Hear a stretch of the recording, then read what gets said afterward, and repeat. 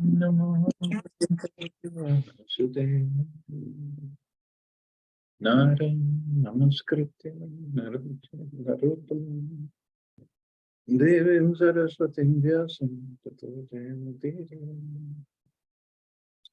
Nashtapraeshu Bhatreshu Nityam Bhagavata Sevaya Bhagavati Uttam Shloke Bhakti Naistiki. So continuing with the discussion on Sri Chaitanya Charitamrita, Adi Lila, today we're starting in chapter 9, the desire tree of devotional service. Text 1 onwards. Tam Srimad Krishna Chaitanya Devam Vande Jagadgurum Yasyanu Kampaya Swapi Mahabdhim Santaret Sukham. Let me offer my respectful obeisances unto the spiritual master of the entire world, Lord Shri Krishna Chaitanya Mahaprabhu, by whose mercy even a dog can swim across a great ocean. Sometimes it is to be seen that a dog can swim in the water for a few yards and then come back to the shore. Here, however, it is stated that if a dog is blessed by Shri Chaitanya Mahaprabhu, he can swim across an ocean.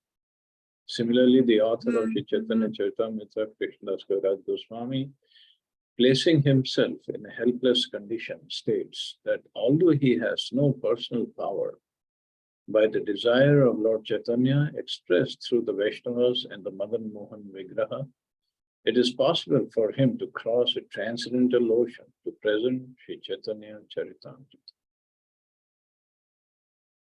See the humility. He's comparing himself to a dog in a helpless position, that on my own I have no capability. Only by mercy of Chaitanya Mahaprabhu it is possible.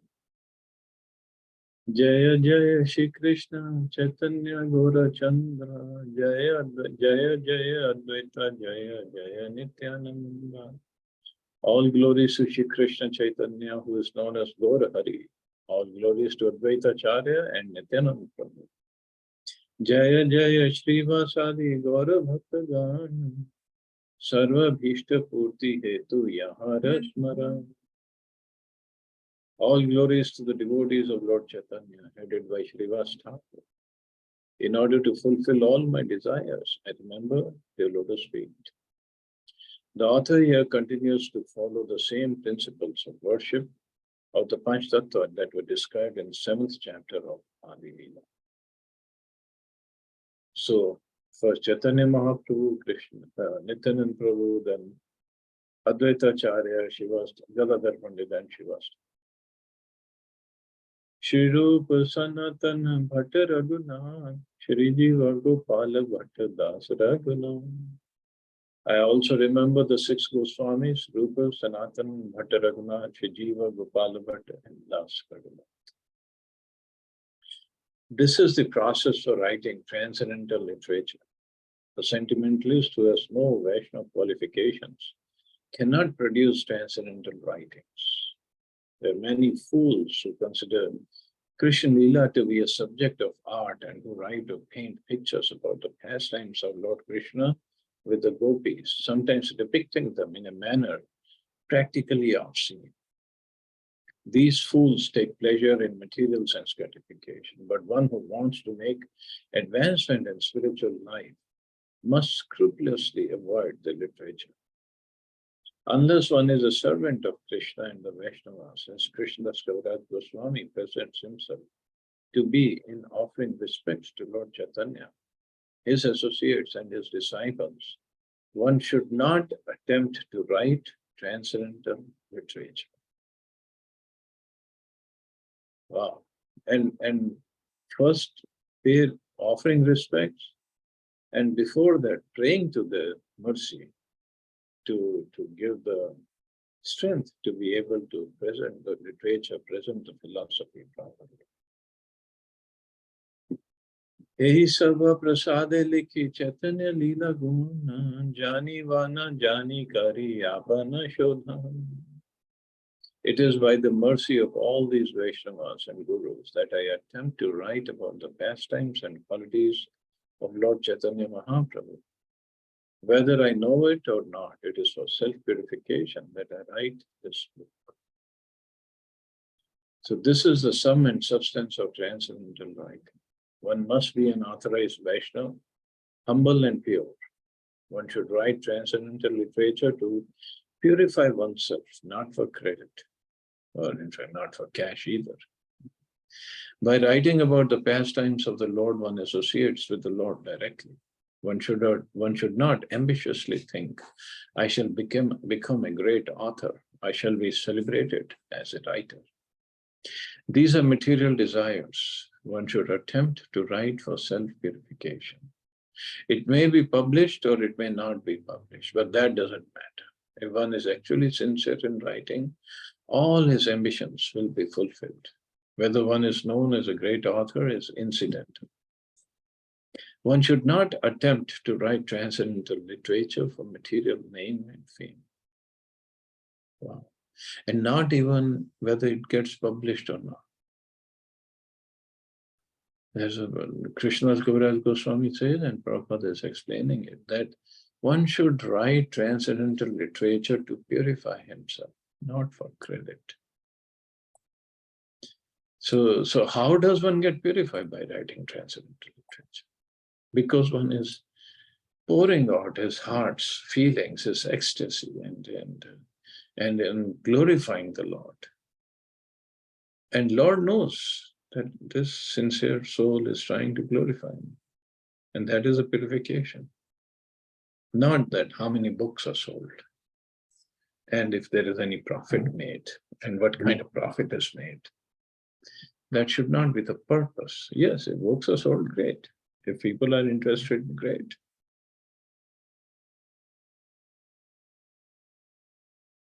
Malakara Swayam Krishna Premamra Taru Swayam Data Bhokta Tatphalanam Yastam Chaitanyam Ashrayam.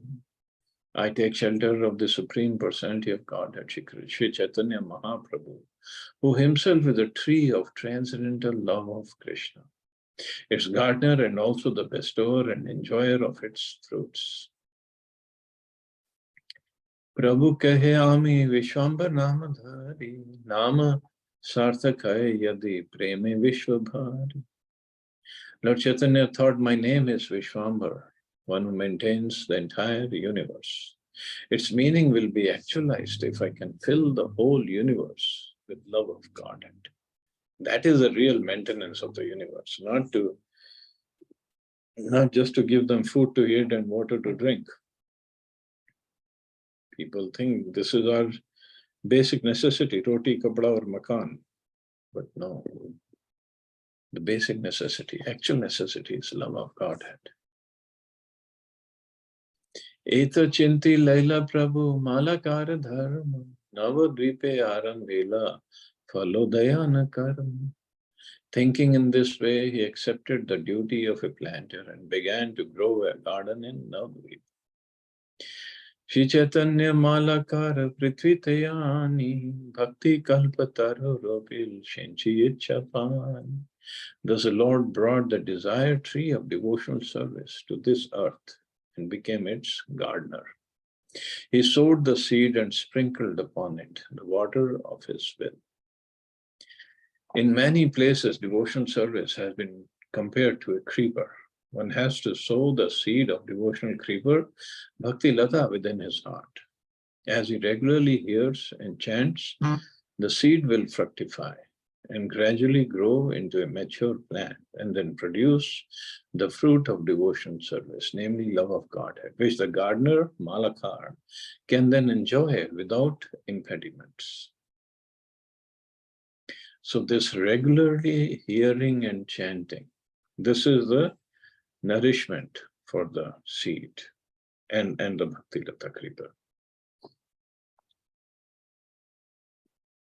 Jaya Shri Madhavpuri Krishna Prema Pura Bhakti Kalpa Tarur Teno Prathama Ankura. All glories to Shri Madhavendra Puri, the storehouse of all devotional service unto Krishna. He is a desired tree of devotional service, and it is in him that the seed of devotional service first fructified. So he showed the seed of devotion service fructified in him. Shri Madhavendra Puri, also known as Shri Madhav Puri, belonged to the disciplic succession from Madhacharya and was a greatly celebrated sannyasi. Shri Chaitanya Mahaprabhu was the second disciplic descendant from Shri Madhavendra Puri. So Madhavendra Puri's disciple was Shri Ishwar Puri, and Shri Ishwar Puri's disciple was Chaitanya Mahaprabhu. The process of worship in the disciplic succession of Madhacharya was full of ritualistic ceremonies, with hardly a sign of love of Godhead. Shri Madhavendra Puri was the first person in that disciplic succession to exhibit the symptoms of love of Godhead, and the first to write a poem beginning with the words, Ai Deen Diyardra Nath Hai, the supremely merciful personality of Godhead. In that poem is a seed of Chaitanya Mahaprabhu's cultivation of love of Godhead.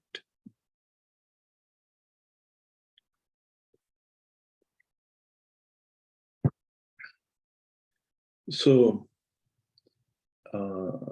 we do say we come in Brahm Sampradaya, then it takes a little detour from that philosophy, a little, Brahm, Madhva, Gaudiya, then comes Gaudiya. So Brahma, then Madhvacharya, and then Gaudiya, which is Chaitanya Mahaprabhu. But Mahaprabhu's main influencer was Shri Madhavendra Puri. And it is said first time he exhibited the symptoms of love of Godhead. Not even Madhvacharya, Madhavendra Puri did. Shri Ishwara Puri Rupe Ankur Pushta Haila Apane Chaitanya Mali Skanda Pajila.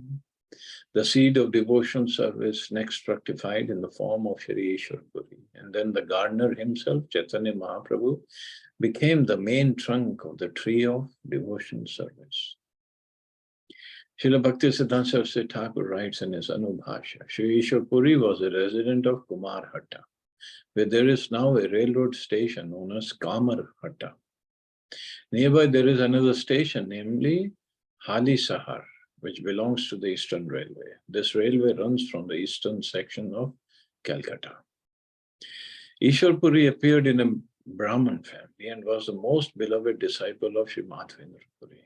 In the last portion of Sri Chaitanya Charitamrita, it is said, at the last stage of his life, Sri Madhavendra Puri became an invalid and was completely unable to move. And Ishwar Puri so completely engaged himself in his service that he personally cleaned up his stool and urine. So many times we think, oh, great devotees mean they should leave their bodies chanting and dancing and listening to Hari Kirtan and in a fully healthy state. Not necessarily. Whatever Krishna wants. And Madhavendra Puri, he was invalid and he couldn't even move. And Ishwar Puri personally would clean up his stool and urine and give him bath, put new clothes on him every day, fresh, clean clothes. Always chanting the Hare Krishna Mahamantra and reminding Sri Madhavendra Puri about the pastimes of Lord Krishna in the last stages of his life. Ishwar Puri gave the best service among his disciples. Thus Madhavendra Puri, being very pleased with him, blessed him, saying, my dear boy, I can only pray to Krishna that he will be pleased with you. Another point to consider. He was so humble, even Madhavendra Puri. I can only pray to Krishna. He said, I'm not giving you blessing that you will be, Krishna will be pleased with you. He said, I can only pray to Krishna. And actually at that time, there was another disciple of Madhavendra Puri, Ramchandra Puri. And Ramchandra happened to commit an offense against Chaitanya Mahaprabhu earlier. But Mahaprabhu tolerated that offense thinking he is god brother of my spiritual master, Ishwar Puri. It's okay. But this Ramchandra Puri, when Madhvendra Puri was about to leave his body, because of Ramchandra Puri committing offense against Chaitanya Mahaprabhu, he developed Mayavad way of philosophy. He developed that Mayavadi concept in his life. So when Madhvendra Puri, in his last time, he would be lying on the bed and crying, "Oh, Krishna or Radharani, I did not develop any love for you. My life is wasted," and this and that. And Ramchandra Puri would come there and ask, "What are you talking about, Gurudev? You should be meditating on impersonal Brahma Jyoti. You're going to leave your body soon. And what are you talking about? Crying like a madman." And Madhvendra Puri got so angry at him. He said, "You get out of my sight. And you just leave me here alone. I don't want to see your face and ruin my life." So Ramchandra Puri then he left the association of devotees also and became a Mayavadi, even though he was originally a disciple of Madhvendra Puri. But because of his offensive mentality and the offenses he committed against Chaitanya Mahaprabhu, against his own Guru Madhvendra Puri, he was just kicked out. Thus, Ishwar Puri, by the grace of his spiritual master, Sri Madhvendra Puri, became a great devotee in the ocean of love of Godhead. Srila Vishwanath Chakravarti Thakur states in his Guru Ashtaka prayer, "Yasya prasadan bhagavad prasad, yasya aprasadan nagati kutopi." By the mercy of the spiritual master, one is blessed by the mercy of Krishna. Without the grace of the spiritual master, one cannot make any advance. It is by the mercy of the spiritual master that one becomes perfect, as vividly exemplified here. A Vaishnava is always protected by the Supreme Personality of Godhead. But if he appears to be an invalid, this gives a chance to his disciples to serve him. Ishwar Puri pleased his spiritual master by service, and by the blessings of his spiritual master, he became such a great personality that Lord Chaitanya Mahaprabhu accepted him as his spiritual master. So Ishwar Puri really set a wonderful example for everybody to follow, how to serve a spiritual master. And as Prabhupada says, it's only arrangement of Krishna that although the Vaishnavas are protected, always protected by the Supreme Personality of Godhead, if he appears to be invalid, means this is a chance for the disciples to serve him. And Prabhupada also showed that, and he told his disciples also that this is a chance for you to serve and get mercy. Srila Ishwar Puri was a spiritual master of Sri Chaitanya Mahaprabhu, but before initiating Lord Chaitanya, he went to Navadvip and lived for a few months in the house of Gopinath Acharya. At that time, Lord Chaitanya became acquainted with him, and it is understood that he served Sri Chaitanya Mahaprabhu by reciting his book, Krishna Lila Amrit. This is explained in Sri Chaitanya Bhagavat Adi Khanda, chapter 11. That he served Sri Chaitanya Mahaprabhu. See how Prabhupada writes. Although Ishwar Puri is Guru of Chaitanya Mahaprabhu, but Shri Krishna Chaitanya Mahaprabhu is the Supreme Lord himself. And this is a beautiful pastime of Krishna Lila Amrit, which Ishwar Puri had written, and he gave it to Chaitanya Mahaprabhu, who was Nimai Pandit at that time, means he was a teacher of Sanskrit logic and grammar. And he was obviously a Supreme Lord, but he also showed lots of scholastic abilities. So Ishwar Puri gave this book to Chaitanya Mahaprabhu to read and find any mistakes so that he can correct them. Nimai told Ishwapuri that how can you make any mistake? There cannot be any mistakes. But Ishwapuri insisted, no, you should read. And maybe I made some mistakes. Just edit them, let me know. Okay, Nimai Pandit said. And maybe 1 or 2 days later, he returned the book and he said, okay, maybe one place or 2 places you have made mistakes, you used the wrong word or wrong name, and it should be like this. So Ishwapuri took the book back and he read through it again and again. Although Nimai, a great scholar, he knew all the rules of grammar and logic and everything. And Ishwapuri came back and told Nimai, no, I think whatever I have written is correct. And Nimai, who was not defeated by anyone, he just folded his hand and said, yes, you're correct. I made a mistake.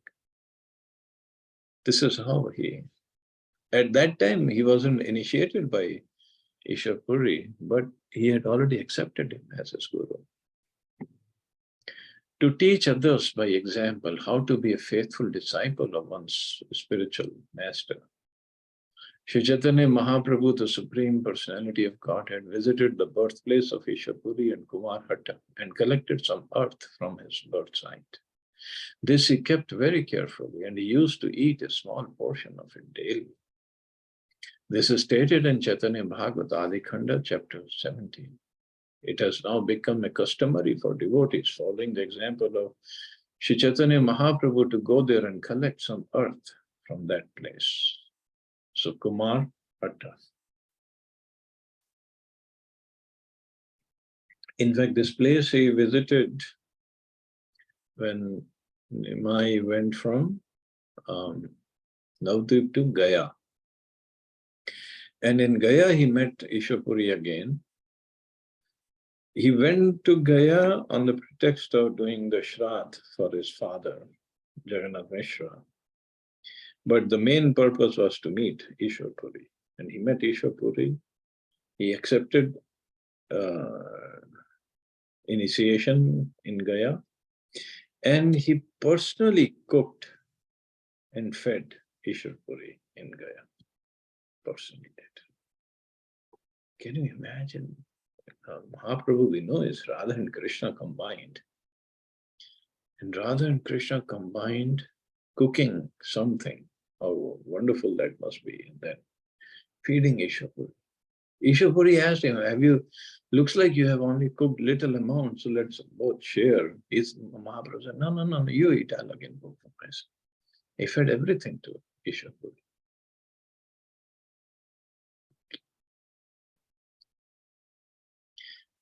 Nija Chintya Shakti Mali Haya Skanda Haya Sakala Sakha Sei Skanda Mula Ashvaya. By his inconceivable powers, the Lord became the gardener, the trunk, and the branches simultaneously. So there are different descriptions of different trunks and branches and sub-branches. I think that we'll take up tomorrow. See, anybody has any questions or comments?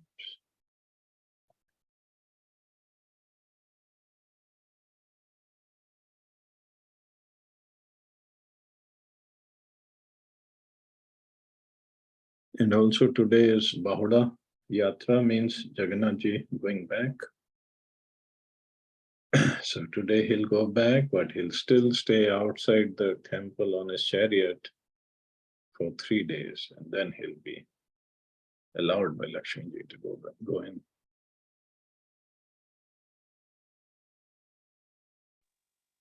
Three days he will stay outside, Prabhuji? Yeah. Sure. See, today he's going back, so evening he has to stay out anywhere, because by evening they reach. Then tomorrow is Ekadashi, means 29th is Ekadashi.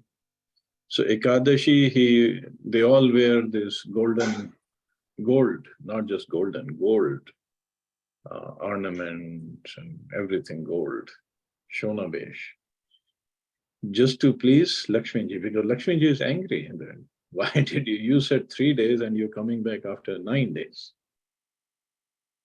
So again, that day they're not allowed in. And next day is Adharpanna, big pots of wonderful items they offer to Lord Jagannath, and then they break the pots on the chariot. And then after that, following day, they are allowed inside. So lots of festivities.